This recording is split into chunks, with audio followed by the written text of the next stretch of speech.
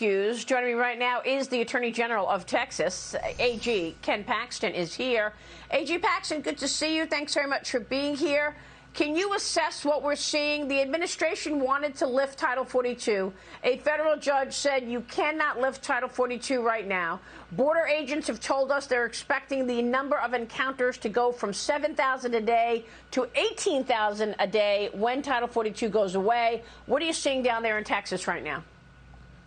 Yeah, it's just getting worse. The Biden administration clearly doesn't want to stop the illegal immigration. They're encouraging it. They've done that since day one. We've had to fight them at every step trying to slow this down, and they've done nothing to help us. And they continue to invite the cartels to bring as many people as possible to the border. The Border Patrol take the handoff, and then they transport them around the country in the middle of the night. That is a fact. Well, this is just incredible. Transferring these people in the middle of the night has Congresswoman Elise Stefanik vowing to subpoena the Department of Homeland Security for information on these secret migrant flights should the GOP take back the majority in the House. AG, what are we going to find if Elise Stefanik subpoenas all the information about these secret flights, do you think?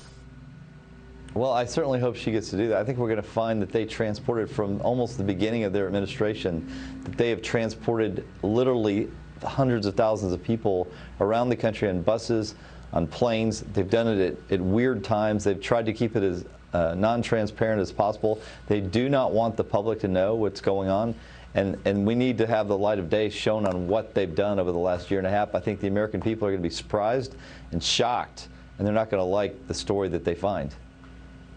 Wow. So do you think that they're going to vote on this come November? Ken Paxton, congratulations to you on your primary victory a week or so ago. What are you expecting in November? Is this going to be a key point for voters? Yeah, I mean, how could it not? I think you're going to see that and some of the other issues you were talking about earlier today, inflation, energy prices. There's really nothing that they have to point to that's gone well in the last year and a half. If anything, it's some of the worst times we've seen a president preside over in at least my lifetime. I think the American people have noticed. The polling shows it. And as long as we have honest voting, I think the American people are going to show up and make a change. Which is why you, of course, have sued this administration multiple times. I'm with Mercedes Schlapp this morning. Mercedes, jump in here. Yes, good morning, Attorney General, and congratulations on your win. I think one of the things you did just recently is sue the Biden administration on the asylum plan, talking about Maria's mentioning these different lawsuits, because you're looking to basically reduce the average wait time from 5 years to 6 months. As we know, a lot of these individuals who are coming into this country, we lose track of them here. What do you think will be the result of that? Are you optimistic? You know, I am optimistic. We've won all the way up to the U.S. Supreme Court. We won on all our preliminary injunctions. We won on our fight on the merits. We argued our case a little over a month ago in front of the U.S. Supreme Court. I'm assuming that's going to come out in this coming month in June. And honestly, the law is so clear. It says that they shall detain these people until their hearing or send them back to their country of origin. There's not a lot of wiggle room. I'm hoping the Supreme Court doesn't find wiggle room that's not there. If that happens, this is a significant victory for us. We'll have to force the Biden administration to enforce, even with a court order. But it means that we can go back to Trump-era policies and laws that were actually working.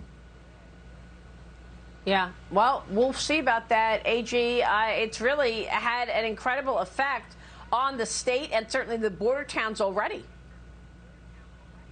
No, there's no doubt. I mean, I wish that the president cared as much about this issue as he says he does. He should go talk to people on border towns from both parties. I think you'll find the same answer from all of them. You need to stop this. It's causing us great difficulties. It's causing increased crime. We can't handle the burden on our cities. Help us. And that's a message that he's been unwilling to even hear. All right, we will leave it there. AG Paxton, good to see you this morning. Thanks so much. Ken Paxton joining us this morning from Texas. We'll see you soon. Thank you, AJ.